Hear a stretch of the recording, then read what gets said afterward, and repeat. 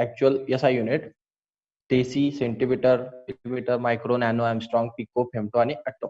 Okay, so यांचे symbols आणि ते लक्षात ठेवलं असेल तुम्ही. ओके, यामध्ये काल आपण बऱ्यापैकी डिस्कशन केलेलं आहे. So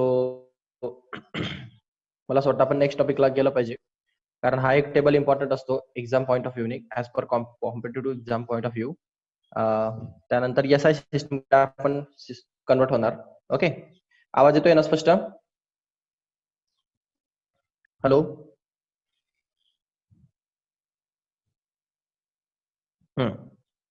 So see, so after that we go for the system of units. Okay, so there are three system of units: CGS, MKS and FPS system. Okay, you already see in your screen CGS system, MKS system and FPS system. So CGS system, MKS आणि FPS याच्यामध्ये जे तुमची ही system आहे कुठली, CGS आणि FPS ही system ब्रिटिशर्सची आहे. म्हणजे CGS system आणि FPS सिस्टीम हे दोघही सिस्टीम ब्रिटिशर्स यूज करायचे आणि MKS सिस्टीम ही फ्रान्सची. ओके, सो MKS ही फ्रान्स यूज करायचं. ओके, आणि ही दोघं ब्रिटिशर्सची. सो माहिती पाहिजे. सो यात ऍक्च्युअली हे जे 2 कंट्रीज होते यांचंच पूर्ण वर्ल्ड वरती जवळपास त्यावेळेला म्हणजे जेव्हा 1950च्या अराउंड जेव्हा हे सर्व स्टँडर्डायझेशन केलं गेलं, that time French and Britishers they both are too much strong. Okay, so त्यांचं पूर्ण कंट्रीज वरती पूर्ण वर्चस्व होतं. त्याच्यामुळे काय होतं, त्यांचे युनिट जनरली फॉलो केले गेले, कारण ते सर्व कंट्रीजला माहिती होते, कारण त्यांच्या सर्वच ठिकाणी काय होते, कॉलनीज होतात. सो यामध्ये जे CGS सिस्टीम आहे आणि FPS सिस्टीम आहे, ही CGS सिस्टीम मध्ये CGS म्हणजे काय, CG and S means what? C means centimeter. Okay, C means gram and S means second. Okay, so simple आहे पहा, centimetre, gram, second system. Okay, त्या सिस्टीमला आपण CGS सिस्टीम म्हणतो. याच्यामध्ये लेंथ आपण मेजर करणार सेंटीमीटर मध्ये, वेट आपण मेजर करणार ग्रॅम मध्ये, मास, आणि टाइम मेजर करणार सेकंड मध्ये. Okay, time. सो मास, लेंथ आणि टाइम असे 3 स्टँडर्ड जे युनिट्स आहेत ज्याच्यापासून बाकीच्या गोष्टी डिराइव्ड होतात आपण. सो त्या सिस्टीमला ते इंडिकेट करतात CGS सिस्टीमनी. म्हणजे CGS सिस्टीम म्हणजे काय, जे सेंटीमीटर, ग्रॅम आणि सेकंड मध्ये कॅल्क्युलेट केले जातात युनिट्स, त्यांना आपण CGS सिस्टीम मध्ये कॅल्क्युलेशन म्हणतो. ओके, त्यानंतर FPS सिस्टीम ब्रिटिशर्सची सांगतो आधी, त्यानंतर MKS घेतो. FPS म्हणजे काय, F, P and S. Okay, FPS system मध्ये इम्पॉर्टंट असणार foot, pound and second system. Okay, so ही कुठली सिस्टीम आहे, FPS, foot, pound, second system. So यामध्ये जे लेंथ मेजर केली जाते, लेंथ ती कशात मेजर करणार, फूट मध्ये. वेट जे मेजर करणार, वेट कशात मेजर करणार, पाऊंड मध्ये. आणि टाइम मेजर करणार कशामध्ये, सेकंड मध्ये. सो ही जे आपण जे आपले बेसिक डायमेन्शन आहेत, लेंथ, टाइम, ते डिफरंट वेनी मेजर केले आपण फूट, पाऊंड आणि सेकंड मध्ये. सो जर आपण त्यांना फूट, पाऊंड आणि सेकंड मध्ये मेजर करणार, तो आपण ती कुठली सिस्टीम युज करतोय, FPS सिस्टीम युज करतोय. ओके, जर आपण हेच लेंथ, वेट अँड टाइम यांना मीटर म्हणजे सेंटीमीटर, ग्रॅम आणि सेकंड मध्ये जर मेजर करणार, तर ही CGS सिस्टीम झाली. सेंटीमीटर, ग्रॅम आणि सेकंड, CGS. FPS मध्ये काय, फूट, पाऊंड, सेकंड. ओके, दोनही ब्रिटिशर्स यूज करायचे, ब्रिटिशर्सच्या सिस्टीम्स आहेत. ओके, ही नंतर ब्रिटिशर्स कडनं हे CGS सिस्टीम फ्रेंच लोकांकडे गेली आणि त्याला फ्रेंच लोकांचं, ऍक्च्युअली त्याला फ्रेंचच म्हटले जाते, पण सुरुवातीला ब्रिटिशर्स होते. एकदम स्टार्टिंगच्या फेज मध्ये ब्रिटिशर्स राहिलेली, नंतरच्या फेज मध्ये फ्रेंच लोकांनी त्याला स्वतःची मांडली, त्याच्यानंतर ते त्यांच्याकडे पेटंट केले गेले. ओके, सो ऍक्च्युअली फ्रेंच लोकांचीच मानली जाते, सुरुवात ब्रिटिशर्स मध्ये झाली, पण नंतर फ्रेंच लोकांची मानली जाते. असं पेटंट घेतो त्याची किंमत असते सिस्टीम मध्ये. सो ह्या 3 सिस्टीम्स आहेत पहा, यामध्ये ही एक सिस्टीम राहिली MKS सिस्टीम. MKS सिस्टीम म्हणजे काय, MKS. M म्हणजे काय मग metre. Okay, kilo kilogram. K म्हणजे काय किलोग्राम, केजी, आणि एस म्हणजे काय second. Okay, so metre, KG, second, ही जी सिस्टीम असते हिला म्हणतो आपण MKS सिस्टीम. ओके, मग तुमची लेंथ आपण मेजर करणार मीटर मध्ये, वेट मेजर करणार केजी मध्ये, आणि टाइम मेजर करणार सेकंद मध्ये. अशा टाईपची सिस्टीम आहे ही MKS सिस्टीम आहे. जनरली ही system MKS system SI system मानली जाते. ओके, म्हणजे standard international. Okay, standard international system किंवा SI सिस्टीम, याचं नाव आहे ते SIचं, स्टँडर्ड इंटरनॅशनल सिस्टीम. सो तुम्हाला जर कोणी विचारलं की SI सिस्टीम म्हणजे काय, तर तिचा फुल फॉर्म असतो standard international system. Okay, so standard international म्हणजे SI सिस्टीम. SI सिस्टीम का बनवली गेली, प्रत्येक कंट्रीचे डिफरंट डिफरंट स्टँडर्ड्स आहेत. मग कोणी फूट मध्ये सांगेल, कोणी मीटर मध्ये सांगेल, कोणी सेंटीमीटर मध्ये सांगेल, मग कन्फ्युजन होईल ना सर्वांना. मग त्यामुळे एक स्टँडर्ड सिस्टीम बनवली गेली, ती बनवली गेली पॅरिस समिट मध्ये. जे पॅरिसला एक लॅब आहे, त्या पॅरिसच्या लॅब मध्ये सर्वच मेजरिंग इन्स्ट्रुमेंट जे ठेवलेले आहेत तिथं. 1 kg म्हणजे किती, पॅरिसच्या लॅब मध्ये ठेवलेल्या इन्स्ट्रुमेंटला कॅलिबर करून सर्व ठिकाणी युज केले जातात. ओके, सो जी पॅरिसच्या ठिकाणी जी लॅब आहे तिथले सर्व इन्स्ट्रुमेंट आपण स्टँडर्ड इन्स्ट्रुमेंट मानतो, तिथल्या इन्व्हायरमेंट आणि कंडिशन मधले. ओके, सर्व ठिकाणी. सो कारण कंडिशन पण इम्पॉर्टंट आहे, कारण तुम्ही त्याला लक्षात घेत नसाल पण त्याचा इम्पॅक्ट असतो. आता सपोज जर 1 kg एक तुम्ही मास घेताय 1 kgचं, ओके, आणि याला तुम्ही हीट केलं तर याच्या 1 kg मध्ये फरक पडतो. याचं वेट जे आहे ना ते लॉस व्हायला करतं, कारण हे मेल्ट व्हायला करते. सो मेल्टिंग वगैरे, हीट, प्रेशर, या सर्व गोष्टी या 1 kgच्या ऍक्च्युअल इन्फ्लुएन्सवर फरक पडतात. सो याला स्टँडर्ड कंडिशन्स मध्ये ठेवावं लागतं. ते स्टँडर्ड कंडिशन कुठल्या मानल्या जातात, तर पॅरिस मध्ये जी लॅब आहे त्या पॅरिसच्या लॅब मध्ये जे टेम्परेचर आणि प्रेशर असतं, ते टेम्परेचर प्रेशर मध्ये ते जे इन्स्ट्रुमेंट ठेवलेले, म्हणजे ते जे मेजरिंग इन्स्ट्रुमेंट ठेवलेले आहेत किंवा मेजरमेंट ठेवलेले आहेत, त्यांना स्टँडर्ड मानलं जातं. बाकी तुम्ही असे कुठेही आले तर तुमचं इन्स्ट्रुमेंट इनकरेक्ट आहे. म्हणजे आता आपण पाहिलं तुमच्याकडे जो 1 kg आहे तो इनकरेक्ट केजी आहे. ओके, करेक्ट कुठला असतो, त्या पर्टिक्युलर प्रेशर आणि टेम्परेचरच्या कंडिशन मध्ये असलेला.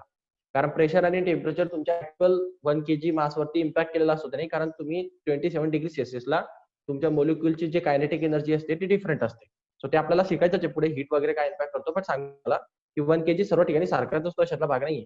तुम्हाला स्टँडर्ड कंडिशन्स मध्ये, टर्म्स अँड कंडिशन मध्ये त्याला ठेवावं लागेल. That time you get 1 kg, perfect 1 kg.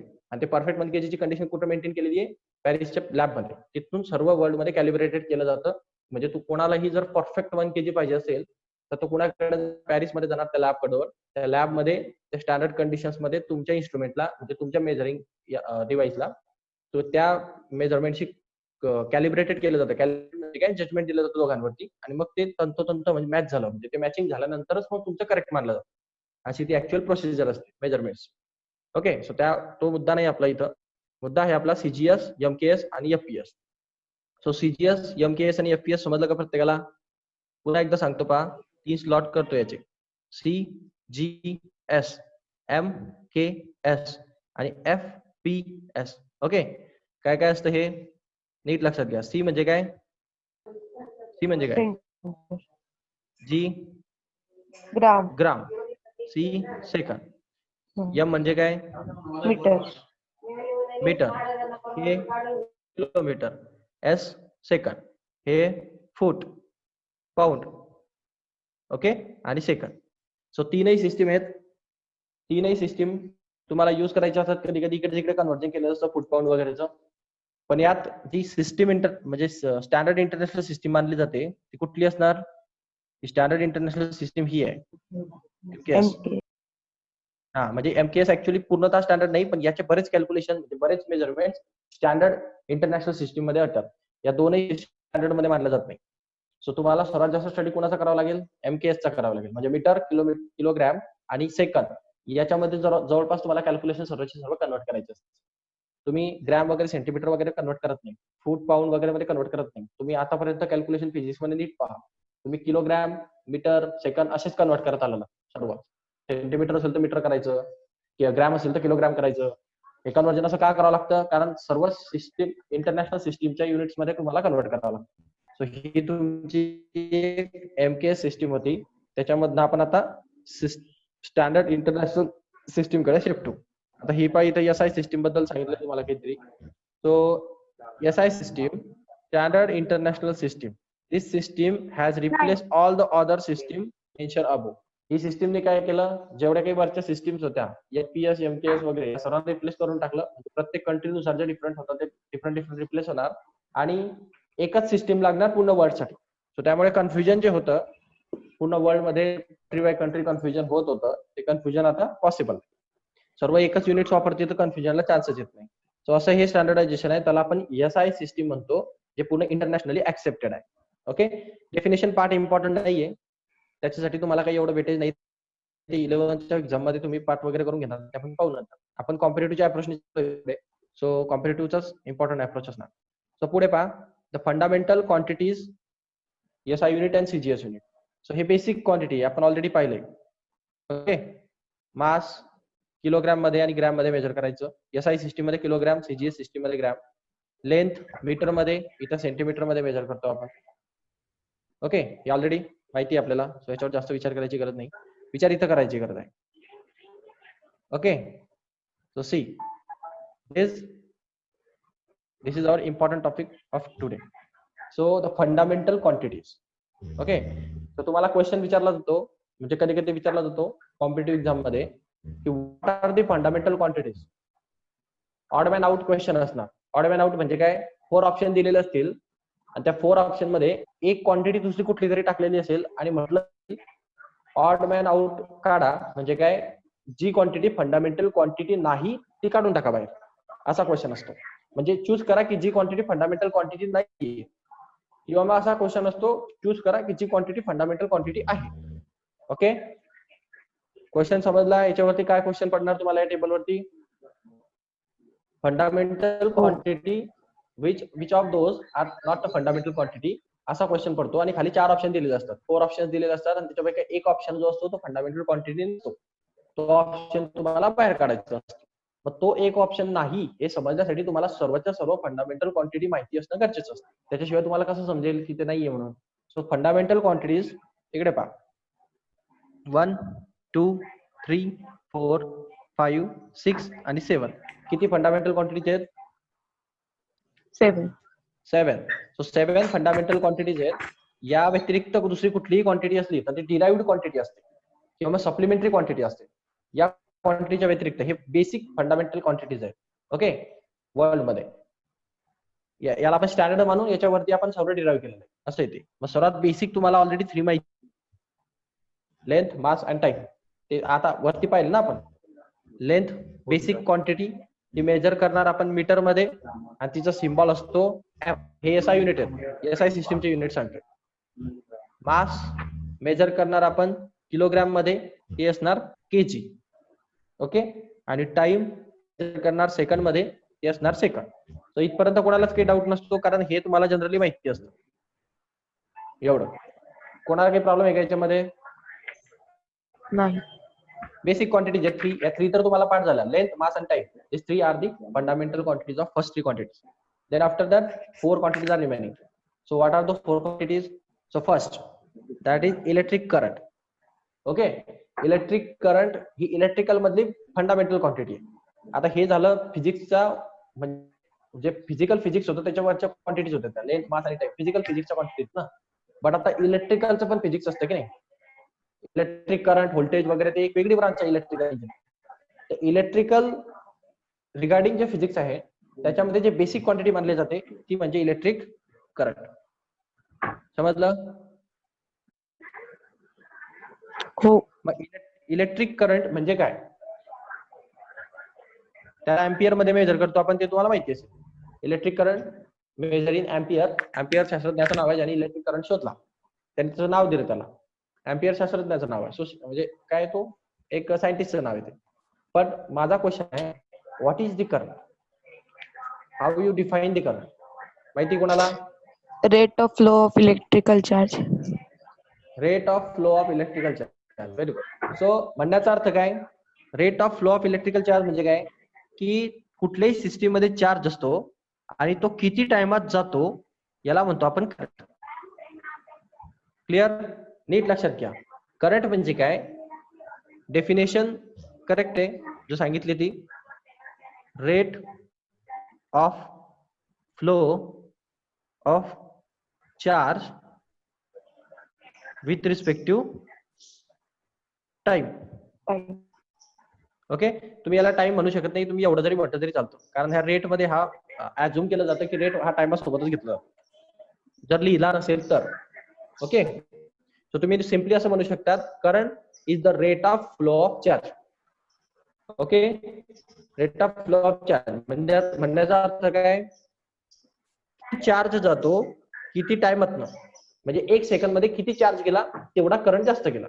Suppose अशी कंडिशन असेल की 1 सेकंद मध्ये 10 चार्ज जात आहेत आणि एक कंडिशन मध्ये 1 सेकंद मध्ये 20 चार्ज जात आहेत.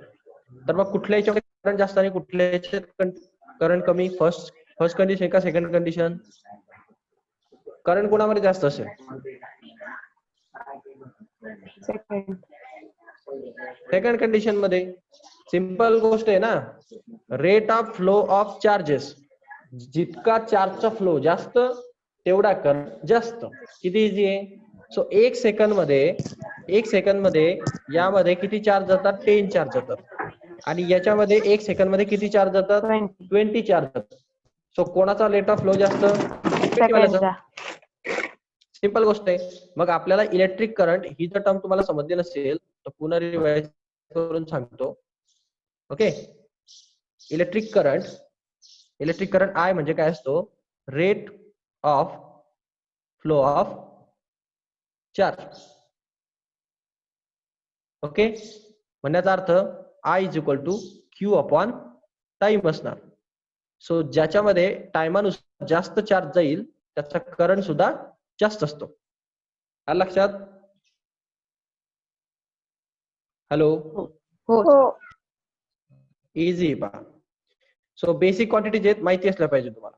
सो आपण हे जे तुम्ही म्हणताय ना एम्पियर, मग ह्या एम्पियरचा अर्थ काय झाला हा प्रश्न मला सांगायचा होता तुम्हाला.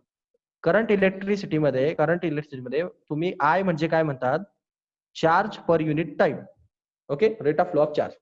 मग आपण एम्पियर मध्ये मोजतो, म्हणजे हे याला, म्हणजे एम्पियरचं ऍक्च्युअल मिनिंग काय असेल, चार्ज मोजतात कुलम मध्ये, माहिती ना. चार्ज कशामध्ये मेजर करतात, घेतोच मी तो टॉपिक. कुलम. हा, हे बा परत घेतो मी तो टॉपिक इथं, जे तुम्हाला क्लिअर होईल. तो करंट असतो चार्ज अपॉन टाइम. ओके, तुम्हाला माहिती करंट कशामध्ये मेजर करतो आपण, एम्पियर मध्ये. हो. ओके, बट आता एम्पियर मध्ये आपण मेजर करतोय आणि ऍक्च्युअल तसं युनिट काय आहे, चार्ज कशात मेजर करतात, कुलम मध्ये. कुलम. ओके, आणि टाइम कशात मेजर करतात, सेकंड मध्ये. म्हणजे तुमचं करंटचे 2 युनिट झाले की नाही, हो. तुमच्या करंटचे 2 युनिट झाले ना इथं. एक युनिट काय आहे, कुलम अपॉन सेकंद, आणि एक युनिट एम्पियर. म्हणजे याचा अर्थ मी तुम्हाला विचारलं की एम्पियर म्हणजे काय, एम्पियर म्हणजे असतं कुलम पर सेकंड. समजलं का. हो. हे समजलं का प्रत्येकाला. हो. हा, याच्याकडे नीट लक्ष द्या. हे बेसिक नॉलेज आहे तुमचं, कारण ह्याच्या पुढे मी डायमेन्शन जेव्हा काढणार त्यात टाइम तुम्हाला हे क्वांटिटी लागतील, म्हणून ते क्लिअर करतोय की जर करंट एम्पियर मध्ये मोजतात तर मग एम्पियर म्हणजे काय, तर एम्पियर म्हणजे कुलम पर युनिट टाइम. म्हणजे काय, coulomb per second. Coulomb per second का झालं ते, कारण तो चार्ज पर युनिट टाइम होता. समजलं. मग ह्या युनिटला त्यांनी स्वतःचं नाव दिलं. काय नाव दिलं त्यांनी, एम्पियर नाव दिलं. एम्पियर. कुलम पर सेकंडला तो एम्पियर म्हणतो. असं असतं. असं प्रत्येक सायंटिस्टनी त्या युनिटला स्वतःचं नाव दिलंय, पण ऍक्च्युली ते युनिट काहीतरी वेगळं असतं. म्हणजे फिजिकली, म्हणजे फिजिक्सच्या भाषेमध्ये त्याला काहीतरी वेगळं म्हणतात, बट आपण त्याला जनरल कॉमन नेम म्हणून एम्पियर म्हणतो. पण त्याचा फिजिक्सच्या म्हणजे टेक्निकल नेम काय आहे, टेक्निकल नेम आहे कुलम पर सेकंड. समजलं. Scientific name coulomb per second आहे, त्याला आपण जनरल लँग्वेज मध्ये एम्पियर म्हणतो, असं येते. लक्षात ठेवा. ओके, सो आपण पुढे जाऊ. सो मला असं वाटतं इलेक्ट्रिक करंट तुम्हाला क्लिअर झालं असेल. हे फंडामेंटल युनिट आहे इलेक्ट्रिकल मधलं. ते आपण मेजर करतो अँपियर मध्ये. अँपियर असा युनिट आहे. 1 अँपियर म्हणजे काय असतं? 1 अँपियर म्हणजे असतं coulomb per second. Okay, clear. So here the another fundamental unit that is temperature. So temperature तुमचा फंडामेंटल युनिट हा थर्मोडायनामिक्सचा रिगार्डिंग पार्ट आहे. टेम्परेचर आपण मेजर करतो केल्विन मध्ये. केल्विन एक स्केल आहे, ते माहिती असेल तुम्हाला है ना. केल्विन स्केल असते 273 डिग्री सेल्सिअस पासून 373 डिग्री सेल्सिअस पर्यंत. कुणाची स्केल आहे ना ती? माहिती नसेल तर काढून दाखव. 273 डिग्री सेल्सिअस 0.15 डिग्री केल्विन पासून 373.15 डिग्री केल्विन पर्यंत अशी याच्यामध्ये किती स्केल आहेत? सर्व मिळून 100 स्केल आहेत. समजलं का? हे पहा 273 to 373 100 आहेत ना. हो. हा, तर मग हे असे हे वरच्या बॉइलिंग पॉइंटचं वॉटरचं आहे. हे वॉटरचं इथं फ्रीजिंग म्हणजे फ्रीजिंग पॉइंट इथं असतो वॉटरचा, आणि इथं याचा बॉइलिंग पॉइंट असतो. हा फ्रीजिंग पॉइंट आहे FP आणि हा बॉइलिंग पॉइंट आहे BP. कोणाचा? वॉटरचा. हे वॉटर साठीची स्केल आहे एवढी. ओके, तर ही तुमची केल्विन स्केल आहे. याच्या इकडे पण स्केल असते, मग ती कमी होत जाईल. 272, 271, 270, मग त्याच्यानंतर मागे अशी करत करत करत करत केल्विन स्केल कुठे येते? सर्वात शेवटी येते 0 केल्विनला. अशी सगळी बॅकवर्डला येते. समजलं? इकडे 273 होता ना, इथं 273 डिग्री केल्विन, आणि तिथून त्या बॅकवर्डला येऊन कुठे येणार? ते 0 डिग्रीला. या 270 चा का इम्पॉर्टन्स आहे? कारण हा फ्रीजिंग पॉइंट आहे, म्हणजे इथून आईस होणं स्टार्ट होतं. इकडे इकडे गेल्यानंतर आईस व्हायला स्टार्ट होतं है ना, म्हणून तो फ्रीजिंग पॉइंट आहे. म्हणजे बर्फ चालू होतो तिथं, आणि बर्फ तर मग ते गोठत चालतं, म्हणून तो टेम्परेचर आपण इम्पॉर्टंट मानतो त्याला. मग हा आईस पॉइंट जो आहे त्याच्यापासून खाली टेम्परेचर कमी होत जाईल की नाही. आता इथे एक इम्पॉर्टंट गोष्ट आहे, पहा तुम्हाला सांगतो तुमच्या नॉलेजसाठी. इथं इम्पॉर्टंट गोष्ट ही आहे की हा 0 डिग्री केल्विन, हा 0 डिग्री केल्विन काय असतो? हे पहा, हे जी तुमची आलेली इथं हे 0 डिग्री केल्विन जी आलेली आहे, या 0 डिग्री केल्विनला म्हणतात ऍब्सोल्यूट झिरो टेम्परेचर. समजलं? आता हे ऍब्सोल्यूट झिरो टेम्परेचरचा काय कॉन्सेप्ट आहे? नीट लक्षात घ्या. हे तुमच्या जनरल नॉलेज साठी, म्हणजे काय फिजिक्स कधी कधी याची गरज पडणारच तुम्हाला. कधी ना फिजिक्स मध्ये कधी ना कधी तुम्हाला 12th मध्ये ऍब्सोल्यूट झिरो टेम्परेचर ही कंडिशन येणार, आणि खास करून थर्मोडायनामिक्स या चॅप्टर मध्ये येणार. थर्मोडायनामिक्स ने चॅप्टर आहे त्याच्यामध्ये ऍब्सोल्यूट झिरो कंडिशन ही तुम्हाला येईल, पण ते आता शिकून घ्या. आला टॉपिक तर शिकून टाकू. ऍब्सोल्यूट झिरो टेम्परेचर हे ते टेम्परेचर असतं ज्याच्या खाली टेम्परेचर कधीच जात नाही. म्हणजे युनिव्हर्सचं टेम्परेचर सर्वात लोएस्ट टेम्परेचर आहे युनिव्हर्स मध्ये, म्हणजे याच्या खाली कधी जाऊच शकत नाही टेम्परेचर. त्या टेम्परेचरला म्हणतात ऍब्सोल्यूट झिरो टेम्परेचर, आणि ते 0 डिग्री केल्विन आहे. ओके, म्हणजे केल्विननी हे ऑब्झर्व केलं की हे सर्वात लोएस्ट टेम्परेचर असणार, इथून त्यांनी सुरू केलं. मग आता बाकीचे डिग्री सेल्सिअसची जी स्केल आहे, मग ह्या बाकीच्या याच्यामध्ये काय प्रॉब्लेम होता? डिग्री सेल्सिअसची स्केल आणि फॅरनहाइट. डिग्री सेल्सिअसची स्केल सुरू होते 0 डिग्री सेल्सिअस पासून. 0 डिग्री सेल्सिअस हा पॉइंट आहे. मग हे निगेटिव्ह मध्ये जाऊन किती डिग्री सेल्सिअसचा ऍब्सोल्यूट झिरो टेम्परेचर येणार? -273 डिग्री सेल्सिअस, म्हणजे 0 डिग्री केल्विन. दोघांचे दोघं टेम्परेचर सेम आहेत. समजलं का? हॅलो, हो सर. ठीक आहे, जाऊ द्या. हा मुद्दा तुमचा नाही सध्याला. माझा फक्त सांगण्याचा मुद्दा असा होता की 0 डिग्री केल्विन म्हणजे ऍब्सोल्यूट झिरो टेम्परेचर असतं. केल्विन स्केल स्टँडर्ड स्केल आहे दोनही स्केल पेक्षा, फॅरनहाइट आणि डिग्री सेल्सिअस या दोघही स्केल पेक्षा सर्वात स्टँडर्ड स्केल, म्हणजे जी ऍब्सोल्यूट झिरो टेम्परेचर दाखवू शकते अशी स्केल कुठली? केल्विन. म्हणून केल्विनला एसआय युनिट मानला गेला. समजलं? म्हणजे तुम्ही डिग्री सेल्सिअस मध्ये लिहिलं तर तुमचं एसआय युनिट नाही येते. आता टेम्परेचर 27 डिग्री सेल्सिअस मोजतात ना, हे तुमचं एसआय युनिट नाहीये. ते कशामध्ये पाहिजे? केल्विन मध्ये पाहिजे. सो केल्विन हे एसआय युनिट आहे. आलं लक्षात? हो. मग न्यूमेरिकल्स मध्ये, इन फ्युचर फिजिक्स मध्ये कधी पण न्यूमेरिकल्स मध्ये डिग्री सेल्सिअस जेव्हा टेम्परेचर येत जातील तेव्हा आपण त्याला कशात कन्वर्ट करत जाऊ? केल्विन. हा, लक्षात ठेवायची गोष्ट, degree Celsius always convert in Kelvin. Why? Because Kelvin is an SI unit. Okay. Next luminous intensity. Okay, हा पार्ट कोणाला माहिती का लुमिनस इंटेन्सिटी काय असते? नाही. लाईट साठी. Light energy. Okay, very good. So जे काय तुमची लाईट एनर्जी तुमच्याकडे येत असते, सनची असो का कुठल्याही लाईटची असो, तिची जे ट्रान्सफर्स वेव्ह एनर्जी घेऊन येते ना ती, कारण तुम्ही जर नीट ऑब्झर्व केलं असेल, सन हे पहा तुम्हाला एक गोष्ट सांगतो मी, ते एनर्जी कशी घेऊन येते तर आता हे पहा, इकडे सन आहे. ओके, आणि इथं अर्थ आहे. हे सन वरनं रेडिएशन निघते सर्व, आपण म्हणतो तिथनं एनर्जी निघते. मग ही आता ह्या दोघांच्या मध्ये इथं कोण आहे?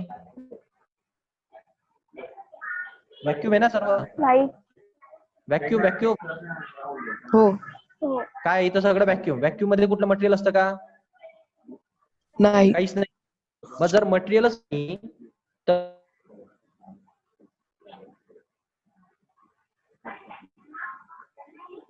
ओके, इथपर्यंत जी वेव्ह येते ती वेव्ह एनर्जी कशी काय घेऊन येईल? समजलं का? Through light. मटेरियलच नाही ना, मग ते लाईट. मग लाईट एनर्जी, लाईट ही कुठल्या प्रकारची वेव्ह असते? ही ट्रान्सव्हर्स वेव्ह असते. कुठल्या प्रकारची वेव्ह असते? नाव ऐकलं असेल तुम्ही, ट्रान्सव्हर्स. म्हणजे ती अशी प्रपोगेट होते पहा. हो. हा, तर ही ट्रान्सव्हर्स वेव्ह जेव्हा प्रपोगेशन करते त्या टाइम त्याच्यासोबत ती एनर्जी घेऊन येते. आता एनर्जी घेऊन येते, आता कसं काय पॉसिबल आहे? कारण तुम्ही उन्हात उभे राहिल्यानंतर तुम्हाला की नाही गरम होतं ना, तुम्ही उन्हात उभं राहिलं टेम्परेचर वाढतं ना तुमचं. हो. तुम्ही इथं सनच्या लाईट मध्ये उभं राहिल्यानंतर तुमचं टेम्परेचर वाढलं. मग आता ती फक्त वेव्ह लाईट नाही आणत आहे, त्यासोबत अजून काय आणते? लाईट सोबत अजून काय येतं? हीट पण येते ना. हो. हो. हा, फक्त लाईट एनर्जी का तिथं? फक्त लाईट नाही. नाहीये, त्यासोबत हीट एनर्जी पण आहे. म्हणजे लाईट आणि हीट दोघांचं कॉम्बिनेशन होऊन तुमच्याकडे ती पोहोचते. ओके, असं तो ऍक्च्युअली कॉन्सेप्ट आहे ट्रान्सव्हर्स वेव्ह. मग ही वेव्ह जी असते याला इलेक्ट्रोमॅग्नेटिक वेव्ह म्हणतो आपण. ओके, ही अशी इलेक्ट्रोमॅग्नेटिक वेव्ह प्रकार आहे तो. मग यामध्ये लुमिनस इंटेन्सिटी जेव्हा आम्ही म्हणतो त्या टाइम काय असतं, जेव्हा लाईट एनर्जी जात, लाईट कुठल्याही याच्यावरती बंबार्ड होत असतो आणि तुम्हाला तो सेन्स होत असतो, त्या टाइम त्याची जी इंटेन्सिटी असते लाईट एनर्जीची गोष्ट करतोय मी. लाईट एनर्जी मेजर कसं करणार, म्हणजे किती लाईट आहे आणि किती नाहीये हे मेजर कसं करणार? हे कॅन्डेलामध्ये मेजर करणार. ओके, आता यासाठी तुम्हाला एक इमेज दाखवता येऊ शकते. चॅट बॉक्स मध्ये. हे पहा, दिसते का इमेज? हो. हो. ठीक. हे पहा, हा तुमचं एक हे एक रेडिएटर आहे तुमचं काहीतरी.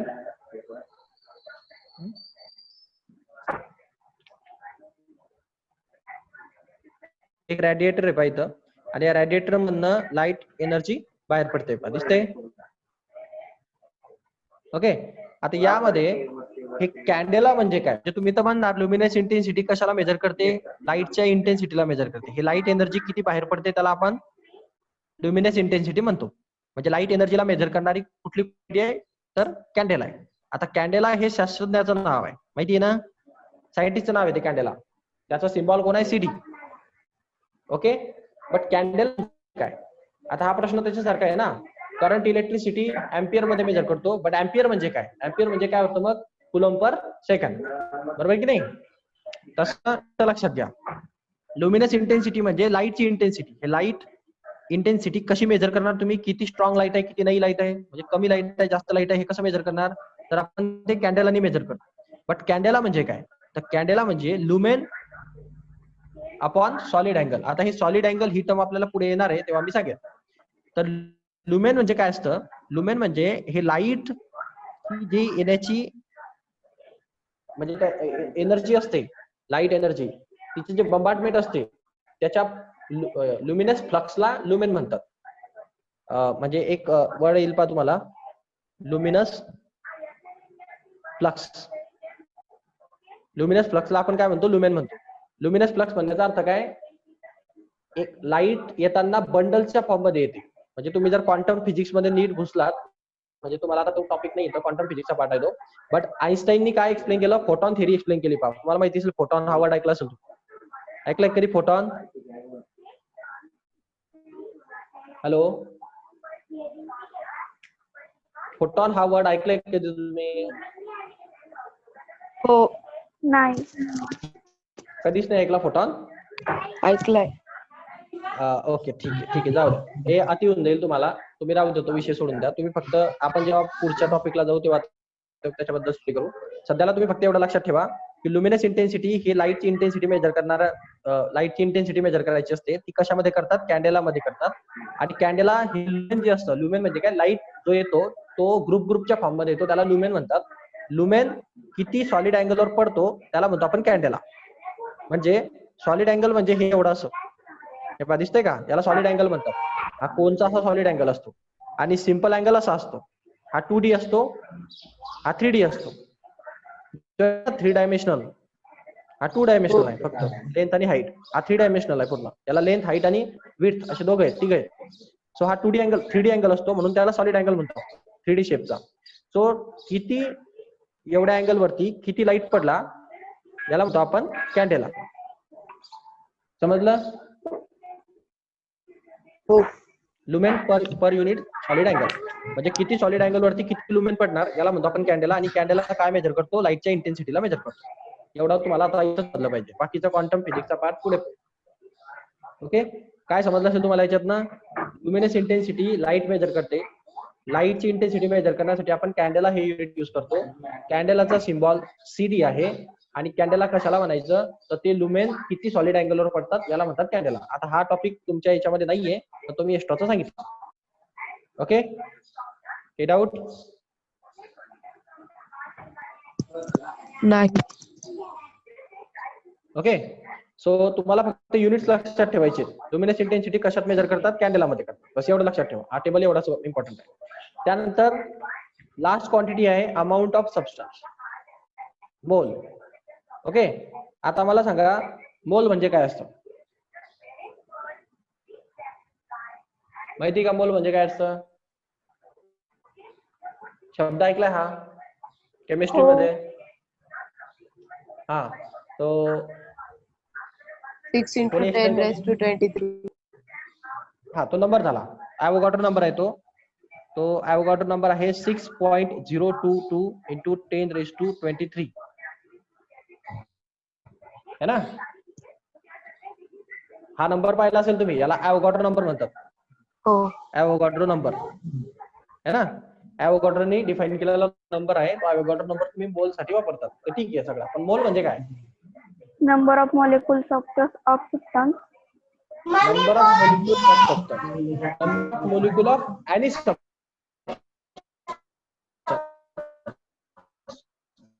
प्रोटॉन, न्यूट्रॉन काही पण चालतं ते. ऍटम्स म्हणजे नुसतं मॉलिक्युलच म्हणता येत नाही, त्याला तुम्ही कुठल्याही प्रकारचं Any म्हणू शकता. substance. एनी सबस्टन्स म्हणू शकता. म्हणजे कसं आहे, प्रॉब्लेम काय होतो पहा. प्रॉब्लेम हा होता की मी तुम्हाला हा मोल कॉन्सेप्ट का जन्माला आला त्याचं कारण सांगतो. म्हणजे ॲव्होगाड्रोला का वाटलं की मोल तयार केला पाहिजे. मोल हा एक हायपोथेटिकल कॉन्सेप्ट आहे आणि याने अमाऊंट ऑफ सबस्टन्स मेजर करणं खूप सिंपल करून टाकलं. मग कसं मेजर करणं सिंपल करून टाकलं? मग त्याच्या आधी प्रॉब्लेम काय होता नेमका? प्रॉब्लेम हा होता पहा. सपोज आता तुम्ही एक कुठलं एक समजा एक कुठलं तरी वूड घेताय. सपोज वूड एक मटेरियल घेतलं तुम्ही, ओके, किंवा दुसरं कोणतं तरी लाईट वेट घ्या, समजा वॉटर घेतलं, वॉटर आणि मर्क्युरी घेता तुम्ही, Hg. हे दोन मटेरियल तुम्ही कंटेन करताय, मर्क्युरी आणि Hg. मर्क्युरी, Hg किंवा मग वॉटर. हे मर्क्युरी आहे. मर्क्युरी माहिती तुम्हाला काय असतं? ते थर्मामीटर मध्ये असतं पहा, ते ज्याच्याने आपण मेजर करतो टेम्परेचर वगैरे, ते लिक्विड, त्याला मर्क्युरी म्हणतात. मर्क्युरी हा मेटल आहे. हा एकमेव एक असा मेटल आहे की जो लिक्विड मेटल आहे, लिक्विड फेज मध्ये असलेला एकमेव मेटल. आता दोघांमध्ये काय असतं माहिती का? याची डेन्सिटी जी असते ती लेस असते आणि याची डेन्सिटी हाय असते. करेक्ट? डेन्सिटी याची जास्त, कारण वॉटरची डेन्सिटी कमी असते, मर्क्युरीची डेन्सिटी हाय असते. पण डेन्सिटी म्हणजे काय? डेन्सिटीचा फॉर्म्युला माहिती का तुम्हाला? कोणाला काय असतो? काय असते डेन्सिटी? डेन्सिटी म्हणजे काय? डेन्सिटी म्हणजे मास पर युनिट व्हॉल्यूम. किती व्हॉल्यूम मध्ये किती मास आहे याला म्हणतात डेन्सिटी. समजलं का? हो. हा, म्हणजे आता समजा एक रूम आहे, एक रूम मध्ये 100 पर्सन बसलेले आहेत आणि एक दुसरी रूम आहे, तेवढीच रूम आहे, तेवढ्याच व्हॉल्यूमची, त्याच्यामध्ये 4 पर्सन बसलेले आहेत, तर त्या 100 वाल्यांची डेन्सिटी जास्त, कारण त्याच्यामध्ये मासचं कंटेंट जास्त आहे. बरोबर की नाही? ज्याच्यामध्ये मास जास्त व्हॉल्यूमच्या कंपॅरिझन मध्ये, म्हणजे व्हॉल्यूमच्या कंपॅरिझन मध्ये ज्याच्यामध्ये मासचं प्रमाण जास्त आहे त्याची डेन्सिटी जास्त असते. सो याची डेन्सिटी जास्त आहे कारण याच्यामध्ये मास जास्त आहे आणि व्हॉल्यूम कमी. सो व्हायचं काय? आता इथं प्रॉब्लेम काय व्हायचा पहा. प्रॉब्लेम हा होता, सपोज जर आपण एक वॉटरचा एवढा ड्रॉपलेट घेतला आणि तेवढाच मर्क्युरी पण घेतला सेम साईजचा, म्हणजे याचा व्हॉल्यूम तोच आहे आणि याचा पण व्हॉल्यूम तोच आहे, व्हॉल्यूम सेम असलेले वॉटर ड्रॉपलेट घेतले मी आणि मर्क्युरी ड्रॉपलेट, तर व्हायचं असं की याच्यामध्ये जे काउंट असेल मॉलिक्युलचा वॉटरमध्ये आणि कोणामध्ये काउंट, सपोज याच्यामध्ये जो काउंट असेल मर्क्युरीमध्ये, तर कोणाचा काउंट जास्त असेल? मॉलिक्युल कोणामध्ये जास्त असतील? मर्क्युरी. मर्क्युरीमध्ये. कारण मर्क्युरीमध्ये काय जास्त असेल? कारण त्याची काय जास्त डेन्सिटी जास्त. हा, म्हणजे आता प्रॉब्लेम काय होतो पहा, तुम्ही जर याला मेजर केलं तर याच्यामध्ये काउंट जो असतो म्हणजे नंबर ऑफ मोलिक्युल याच्यामध्ये हाय होते आणि याच्यामध्ये तेवढ्याच जागेमध्ये नंबर ऑफ मोलिक्युल कमी बसले. समजलं का? हो. हा, मग प्रॉब्लेम असा होतो की तुम्ही सारख्या व्हॉल्यूमचं जरी वॉटर घेतलं but different number of molecules भेटतात. म्हणजे हा जर 1 kg असेल तर हा पण 1 kg असेल, बरोबर? बट फरक आहे याच्यामध्ये मोलिक्युलचा काउंट जास्त आहे आणि याच्यामध्ये मोलिक्युलचा काउंट कमी आहे. मग तुम्ही 1 kg ला सारखं म्हणू शकतात का? नंबर अमाऊंट ऑफ सबस्टन्स मध्ये नाही. अमाऊंट ऑफ सबस्टन्स मध्ये आपण त्याला सारखं नाही म्हणू शकत ना, कारण एकाची डेन्सिटी जास्त होती त्याच्यामुळे त्याचा मोलिक्युलचा काउंट जास्त होता. हा, तो केजी मध्ये जास्त मोलिक्युल बसतील आणि याच्या 1 kg मध्ये कमी मोलिक्युल बसतील. तो अमाऊंट ऑफ सबस्टन्स मध्ये फरक पडला, त्यामुळे कॅल्क्युलेशन चुकायचे. याच्यामुळे काय व्हायचं? कॅल्क्युलेशन रॉंग व्हायचे, प्रत्येकाची कॅल्क्युलेशन रॉंग व्हायची केमिस्ट्रीमध्ये. त्यांनी काय केलं, ॲव्होगाड्रोनी एक स्टँडर्ड नंबर बनवला, जो नंबर काय आहे 6. त्याने ऑब्झर्वेशन केलं 6022 into 10⁻23 एवढे, म्हणजे 10⁻23 म्हणजे समजतं तुम्हाला, 10 वरती 23 झिरो ठेवल्यानंतर जेवढा नंबर डिजिट होईल, याचं मिनिंग समजतं? हा नंबर काय आहे याचं मिनिंग पहिले समजून घ्या. याचा अर्थ असतो 23 नंबर तिकडे, म्हणजे 6 पॉइंट हे 3 डिजिट आणि त्याच्या पुढे 20 म्हणजे 0 2 आणि इथं 20 झिरो येतील, 2 2 2 त्यानंतर पुन्हा 2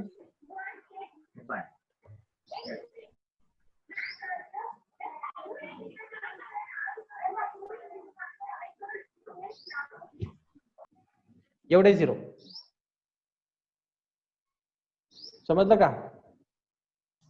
हो. हा जो नंबर आहे हा नंबर एवढा काउंट आहे. नुसतं ते प्रॅक्टिकली असं नुसतं थेरॉटिकली ठेवू नका, प्रॅक्टिकली ऑब्झर्व करा त्याला. हा जो नंबर आहे हा नंबर हा एवढा मोठा नंबर आहे, हा जो वरती लिहिला ना मी हे, याचा अर्थ एवढा आहे, एवढा मोठा काउंट असणार. तो एवढा मोठा काउंट प्रत्येक मोलिक्युल मध्ये असतो, एवढे जवळपास प्रत्येकात सापडतात. सो टाकला. आता या सबस्टन्स मध्ये तुम्ही नीट पहा, ऍक्च्युली मोलिक्युलची संख्या जर सेम घेतली, म्हणजे हा एक कार्बन ऍटम आहे आणि हा कॉपर ऍटम आहे.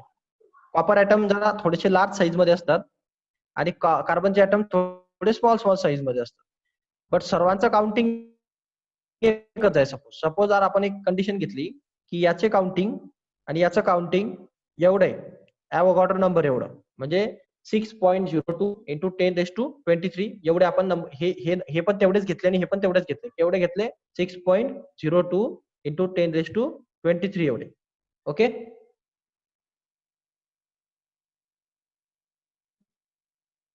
हो. कनेक्टेड नाही आहेत का विद्यार्थी?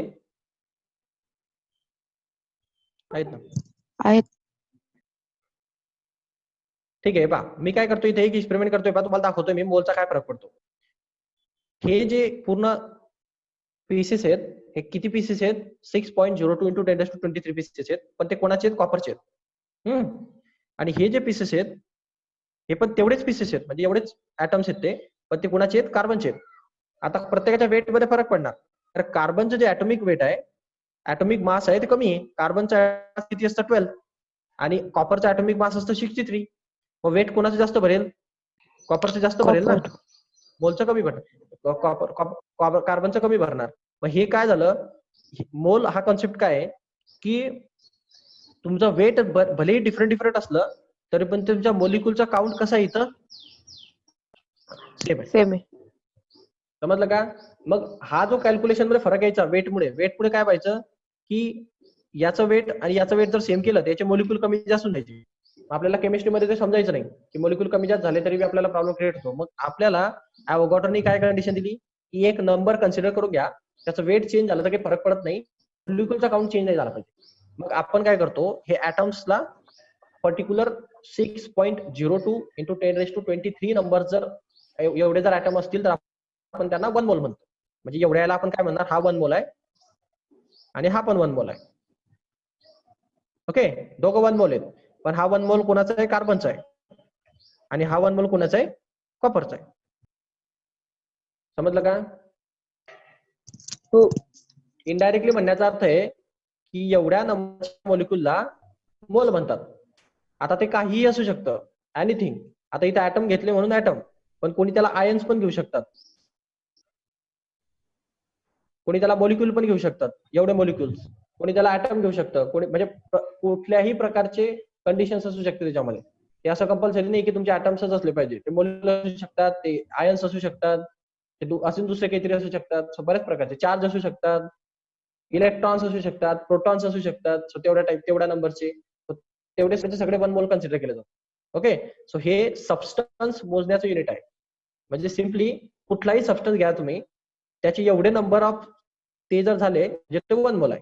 सपोज आता मी जर म्हटलो 6.02 इंटू 10⁻23 आयन्स आहे, याला पण मी 1 मोलच म्हणणार. समजलं का? हो. 1 मोल ऑफ आयन्स असं आहे ते. म्हणजे आयन्सचा 1 मोल. असं कंपल्सरी नाही की फक्त ते ऍटमच असले पाहिजे. आयन्स पॉझिटिव्ह चार्ज असू शकतात, निगेटिव्ह चार्ज असू शकतात, प्रोटॉन्स असू शकतात, इलेक्ट्रॉन्स असू शकतात, काही पण असू शकतात, कुलम असू शकतात. तो बऱ्यापैकी मोल हा कॉन्सेप्ट फक्त सबस्टन्सला मेजर करतो. ती सबस्टन्स असतात 1 मोल मध्ये ऑलवेज, एवढे सबस्टन्स असतात. एवढे त्याच्यामध्ये काउंट दिसला त्याला आपण म्हणून देतो 1 मोल आहे. सिंपल. मोल हा कॉन्सेप्ट समजला? प्रॉब्लेम येत असेल तर बोला. ओके, काही प्रॉब्लेम नाही, मी क्लिअर करतो. हे मी क्लिअर अशासाठी करतोय की हे फंडामेंटल क्वांटिटीज आहेत, यावरती पुरे डिस्कशन्स येणार आहेत. सो हे क्लिअर असलं पाहिजे. सो 7 फंडामेंटल क्वांटिटीज आपण पाहिल्यात. First length, mass, time. हे सोपं होतं. इलेक्ट्रिकल करंट, लाईटची इंटेन्सिटी मोजतो, लुमिनस इंटेन्सिटी, प्रकाशाची तीव्रता. आणि अमाऊंट ऑफ सबस्टन्स हे मोलने मेजर करतो आपण. 1 मोलची व्हॅल्यू तुम्हाला माहिती पाहिजे, Avogadro number 6.02 into 10⁻23 molecules or anything. Okay, कुठलाही सबस्टन्स. सो त्याला आपण 1 मोल कन्सिडर करतो. हा,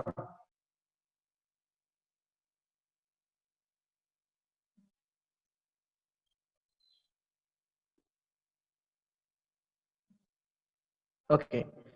सो अमाऊंट ऑफ सबस्टन्स, तर तुम्हाला 7 क्वांटिटीज लक्षात आल्या असतील. या 7 क्वांटिटीज लक्षात ठेवायच्या. Length, mass, time, electrical current, temperature, luminous intensity आणि अमाऊंट ऑफ सबस्टन्स. एवढ्याच फक्त 7 क्वांटिटीलाच आपण फंडामेंटल क्वांटिटीज म्हणतो. याच्या व्यतिरिक्त जी पण असेल ती एक तर सप्लिमेंटरी असणार, ह्या खालच्या 2, आणि त्यानंतर डायरेक्ट डेराइव्ड क्वांटिटी असतात. ओके, सो हा टॉपिक महत्वाचा होता. So after that we go for the supplementary units. Supplementary units मध्ये प्लेन अँगल आणि सॉलिड अँगल असे 2 क्वांटिटीज येत्या. प्लेन अँगल आणि सॉलिड अँगल, याच्याबद्दल आपण ऑलरेडी डिस्कस केलेलं आहे खाली. प्लेन अँगल आपण मेजर करतो रेडियन मध्ये. आपण जनरली डिग्री मध्ये मेजर करतो, 30 डिग्री, 40 डिग्री. पण डिग्री हे SI युनिट नाहीये, आपल्याला रेडियन मध्ये कन्वर्ट करावं लागतं. डिग्रीला कशात कन्वर्ट करावं लागतं? रेडियन मध्ये. रेडियन हे SI युनिट आहे प्लेन अँगलचं.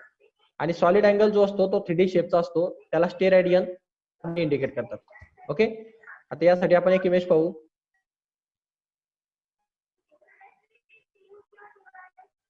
हे बा, या ठिकाणी तुम्हाला सापडत असेल बा, हा दोघांमध्ये फरक.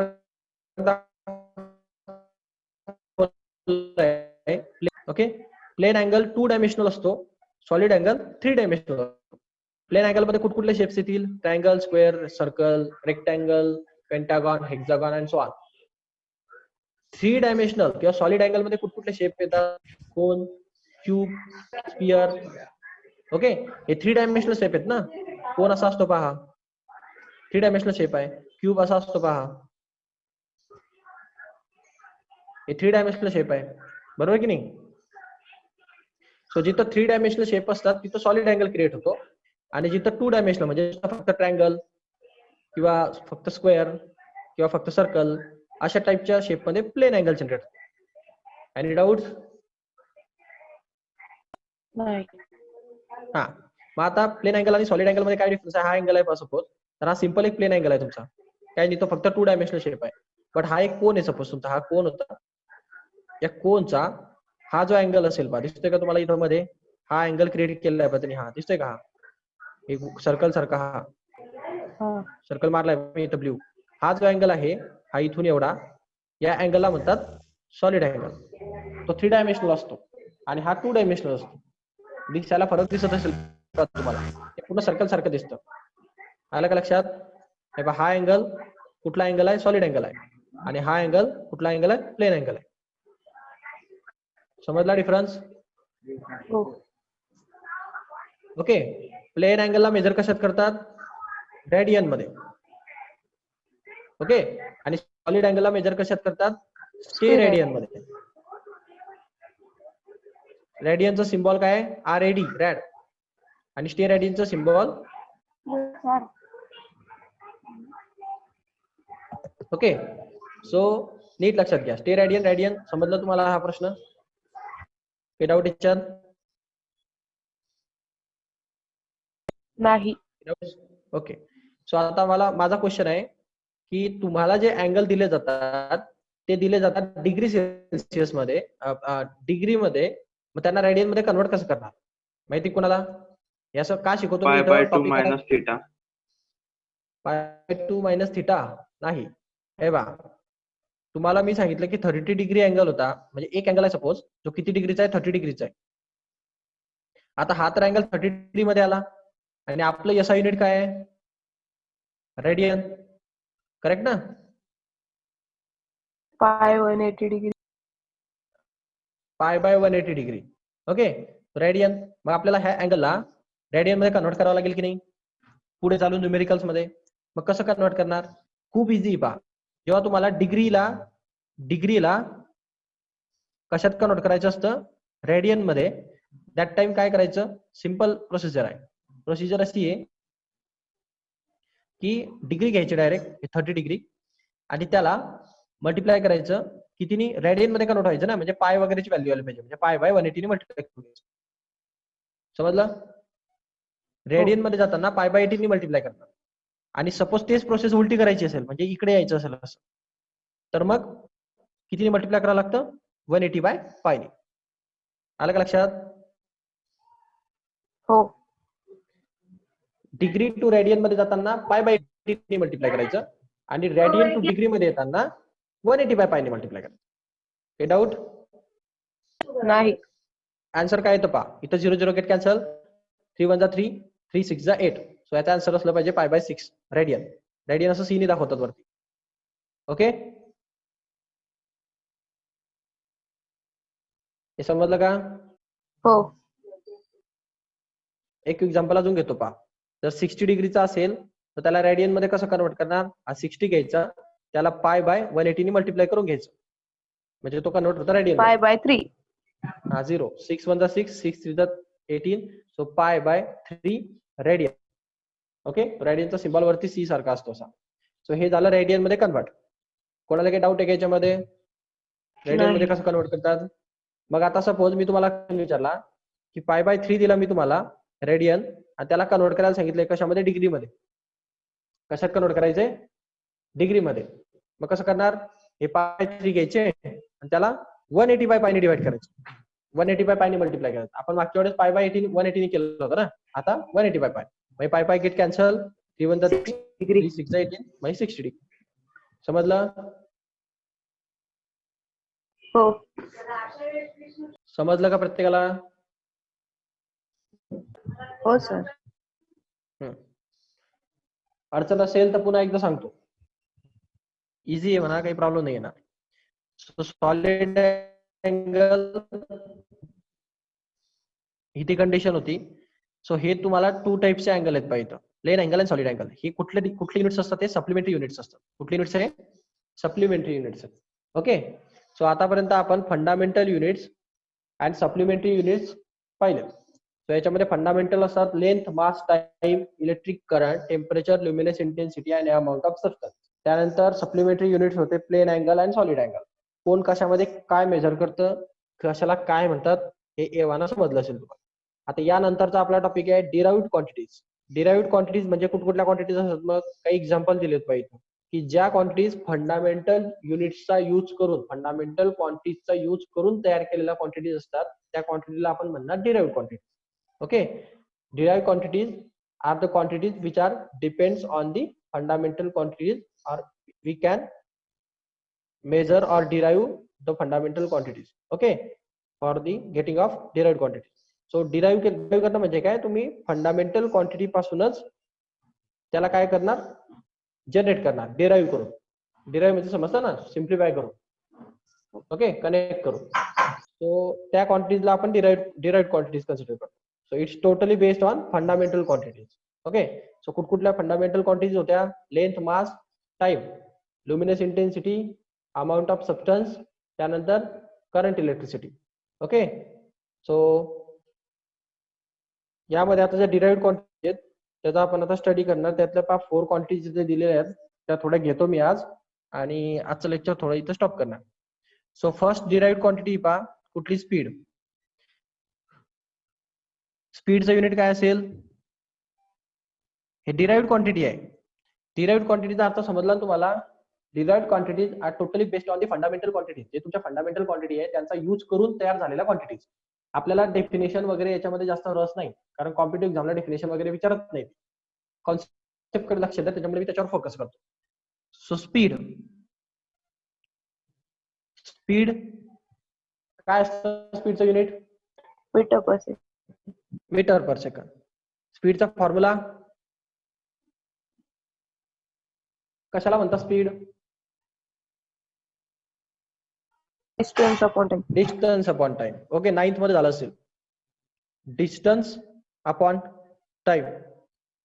ओके, सो हा त्याचा फॉर्म्युला आहे. ऍक्च्युली स्पीड म्हणजे काय असतं? किती टायमामध्ये किती डिस्टन्स कव्हर करतो तुम्ही त्याला स्पीड म्हणतात. तुमच्या गाडीची स्पीड तुम्ही मेजर करतात 40 किलोमीटर पर. आता तुम्ही जर म्हटले माझी गाडीची speed 40 kilometre per hour speed आहे, म्हणण्याचा अर्थ काय असतो? एक तासामध्ये 40 किलोमीटर जाईल एवढी तुमची सध्याला स्पीड आहे. म्हणजे एक तास तुम्ही किती डिस्टन्स पार करू शकतात? 40 किलोमीटर डिस्टन्स पार करू शकतात. फॉर्म्युला सिंपल आहे पहा. 40 किलोमीटर डिस्टन्सला दाखवतो, टाइम सेकंडला दाखवतो, टाइम आवर्स टाइमला दाखवतो. तो distance upon time is a speed. Okay, आता यामध्ये डिफरन्स कुठे आहे पहा. मग मी जर डिस्प्लेसमेंट अपॉन टाइम लिहिलं तर मग काय फरक पडेल? मग याला काय म्हणू मी? Average speed. स्पीड. पहिली गोष्ट सांगा, डिस्टन्स आणि डिस्प्लेसमेंट मध्ये काय फरक असतो? Velocity. Velocity. Okay, very good. So what is the difference between displacement and distance? Displacement is the shortest path covered. Shortest path cover and distance total travel length. Okay, so जेवढं काही तुम्ही travel करणार ते सगळं distance असतं आणि हे displacement असतं. Displacement with respect to time असेल तर ती वेलॉसिटी असते, कारण ती वेक्टर क्वांटिटी आहे. ओके, नीट लक्षात ठेवा. ही स्पीड आणि ही वेलॉसिटी, याच्यामध्ये फरक काय आहे? ही डिस्टन्स अपॉन टाइम आहे, स्केलर क्वांटिटी आहे. ओके, आणि ही डिस्प्लेसमेंट अपॉन वेक्टर क्वांटिटी आहे. ओके, सो दोघांचे युनिट सेमच असणार, कारण डिस्प्लेसमेंट पण मेजर करतात मीटर मध्ये, टाइम सेकंड मध्ये. डिस्टन्स पण डिस्प्लेसमेंट पण मेजर करणार मीटर मध्ये आणि सेकंड मध्ये. दोघं सेमच आहेत ना. युनिट सेम येईल, बट फॉर्म्युला डिफरंट आहे. वाय फॉर्म्युला डिफरंट आहे? Because distance is an scalar quantity, so because that speed gets scalar quantity, and displacement is a vector quantity, so therefore velocity is also a vector quantity. Vector quantity आणि scalar quantity मध्ये काय फरक असतो? कशाला म्हणणार vector आणि कशाला म्हणणार scalar? Both direction and magnitude ते वेक्टर आणि फक्त डिस्टन्स डिरेक्शन स्केलर. फक्त मॅग्निट्यूड. ओके, डायरेक्शन नाही. स्केलार क्वांटिटी मध्ये फक्त मॅग्निट्यूड असते आणि व्हेक्टर क्वांटिटी मध्ये डायरेक्शन ऍज वेल ऍज मॅग्निट्यूड असते, असं आहे. सो स्पीड मध्ये फक्त मॅग्निट्यूडला किंमत आहे, कारण डिस्टन्स मध्ये डायरेक्शन अर्थ नाही. आता डायरेक्शनला अर्थ नाही हे कसं डिसाईड करणार तुम्ही? आता नीट लक्षात घ्या. समजा मला जळगाव मधनं औरंगाबादला जायचंय, तर मी म्हणतो किती डिस्टन्स आहे? 180 किलोमीटर. ओके, आणि औरंगाबाद मधनं जळगावला यायचंय, तरी पण कोणी पण काय उच्चार करतं, किती डिस्टन्स आहे? 180 किलोमीटर. समजलं का? हे पहा, तुम्ही जळगाव टू औरंगाबाद जात आहात तर तुम्हाला 180 किलोमीटरच कोणी पण म्हणणार, 180 किलोमीटर यायचे. आणि औरंगाबादून जळगावला येते तो पण 180 किलोमीटरच म्हणतो. तुम्ही कधी असं ऐकलंय का की जळगाववरून औरंगाबादला जाताना तो पॉझिटिव्ह 180 किलोमीटर म्हणतो आणि औरंगाबादून जळगावला निगेटिव्ह 180 किलोमीटर म्हणतो? नाही. असं कधी ऐकतंय का तुम्ही? कधी डिस्टन्स मेजर करताना असं कोणीच बोलत नाही, कारण डिस्टन्स ही स्केलर क्वांटिटी आहे. त्याच्यामध्ये तुम्ही कुठल्या पोझिशनवर जातात याचा काही अर्थ नाही. म्हणजे इनिशियल पोझिशन आणि फायनल पोझिशन कोणच्याकडनं कोणाकडे ट्रेस होत आहे, डायरेक्शन कुठे आहे तुमची याला किंमत नाही, फक्त डिस्टन्सला किंमत आहे, म्हणजे मधल्या अंतराला किंमत आहे, मॅग्निट्यूडला किंमत आहे. म्हणून डिस्टन्स जेव्हा सांगितलं जातं त्या टाइमला पॉझिटिव्ह आणि निगेटिव्ह अशा गोष्टी सांगत नाही कोणीच, कारण तुम्ही कुठल्या पोझिशन पासून कुठल्या पोझिशनला चाललाय याला किंमत देत डिस्टन्स. बट जर हाच टॉपिक डिस्प्लेसमेंट असेल, जर मी तुम्हाला इथं वर्ड युज केला डिस्प्लेसमेंट, तर मग ह्या सही जळगाव टू औरंगाबाद जर पॉझिटिव्ह डिस्प्लेसमेंट असेल तर मग Aurangabad to Jalgaon negative displacement घ्यावं लागतं, कारण इनिशियल पॉईंट हा होता, फायनल पॉईंट हा होता. सो फायनल कडनं इनिशियल कडे येताना निगेटिव्ह कन्सिडर डिस्प्लेसमेंट मध्ये. समजलं का? हा, डायरेक्शन मॅटर. हा, मी तुम्हाला सांगतोय की डायरेक्शन कोणाला मॅटर करते?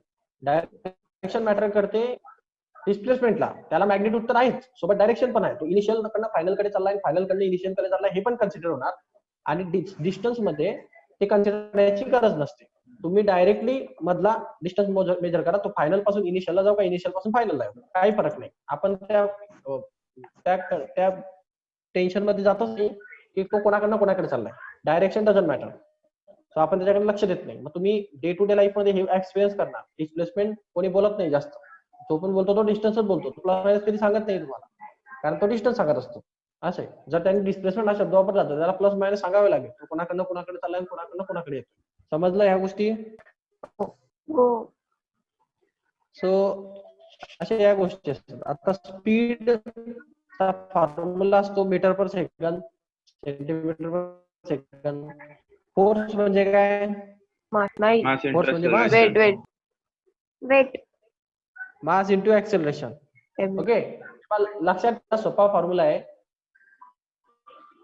तुम्ही मूवी वगैरे बघत असाल तर तुम्हाला केजीएफ मूवी मधले फॉर्म्युला आहे तो पहा. केजीएफ मूवी मध्ये तो एक सीन आहे पहा, खूप फेमस सीन आहे तो, खूप फेमस झाला. ते आई ते पाव पडते आणि तो त्याला म्हणतो की माँ सबसे बड़ा फोर्स होती है दुनिया में, उससे पॉवरफुल कोई नाही असं. तर तुम्हाला ते लक्षात ठेवायला खूप सोपं आहे. फोर्स कोण आहे? आई आहे तुमची, असं माँ आहे की नाही. त्याचं कारण सांगतो तुम्हाला, हे रियालिटी ट्रूथ येते. जगामध्ये सगळे तुमचे साथ सोडून देतील, फक्त आई सोडली तर. एकमेव असा जगातला एकमेव असा तो फॅक्टर आहे की जे तुम्हाला कधीच साथ सोडत नाही तुमची, ऑलवेज विथ यू. तुम्ही चुकीचे का ना असाल तरी पण तुमच्या सोबत असतो. सो तो सर्वात डेंजर फोर्स आहे. ओके, फोर्स ऑफ अट्रॅक्शन, सर्वात जास्त फोर्स ऑफ अट्रॅक्शन त्यांच्यामध्ये असतो, मुलाच्या मध्ये नाही. सो जगातला सर्वात स्ट्रॉंगेस्ट फोर्स मा असतो. म्हणून तुम्ही मा या शब्दावरून फोर्स लक्षात ठेवा. तुम्हाला लक्षात ठेवायचे, तुम्हाला फॉर्म्युला लक्षात ठेवायचे, ते कसेही ठेवा तुम्ही, त्याला किंमत. So F is equal to M A. M A म्हणजे काय? मास इंटू ऍक्सेलरेशन. ऍक्सेलरेशन म्हणजे काय असतं बोला? Rate of velocity. हा, ऍक्सेलरेशन म्हणजे असतं rate of change of velocity with respect to time. म्हणजे वेलॉसिटी चेंज झाली टाइमानुसार तर आपण त्याला म्हणतो ऍक्सेलरेशन. वेलॉसिटीचं युनिट होतं मास मीटर पर सेकंद आणि टाइमाचं होतं सेकंद. सो त्याचं ऍक्सेलरेशनचं युनिट झालं मीटर पर स्क्वेअर. समजलं? ठीक आहे, मी हे शॉर्ट मध्ये घेतो, उद्यापासून परत क्लिअर करेल, कारण आता वेळ नाही ना माझ्याकडे, म्हणून थोडं फास्ट घेतो. उद्या परत क्लिअर करून देईल. मग हे मास इंटू सपोज मास कसं असतं केजी आणि हे मीटर पर सेकंड येणार ऍक्सलरेशनचं युनिट. सो तुमचं फोर्सचं युनिट काय झालं ऍक्च्युअल मध्ये? kg मीटर पर सेकंड. हा, पण तुम्ही काय म्हणतात त्याला? न्यूटन. टन. न्यूटन. मग तुम्हाला जर हा प्रश्न विचारला, मी ते अँपियर सारखं सांगितलं तुम्हाला. अँपियर म्हणजे काय असतं? कुलम पर सेकंद, बरोबर की नाही? तसं न्यूटन जर मी म्हटलं तुम्हाला, तर न्यूटनचं सायंटिफिक नेम काय आहे न्यूटनचं? न्यूटनचं सायंटिफिक वर्डिंग आहे केजी मीटर पर सेकंड स्क्वेअर, म्हणजे 1 न्यूटन. समजलं का? हो. हा, न्यूटन असं कुठलं युनिट नाहीये, ते माणसाचं नाव आहे, त्याने दिलं ते, पण त्याला सायंटिफिक बेस असतो. सायंटिफिक युनिट काय आहे त्याचं? केजी मीटर पर सेकंड स्क्वेअर. लक्षात ठेवा, न्यूटन म्हणजे केजी मीटर पर सेकंड स्क्वेअर. विचारणार तुम्हाला हे भरपूर वेळेला पुढे. सो आजपर्यंत आपण इथे थांबू. थोडं फास्ट झालंय शेवटचं, याला पुन्हा रिपीट करेल उद्या आणि डिराइव्ड क्वांटिटीज कडे शिफ्ट होईल. आज फंडामेंटल क्वांटिटी, सप्लिमेंटरी युनिट्स याच्याकडे लक्ष द्या. ठीक आहे. ओके.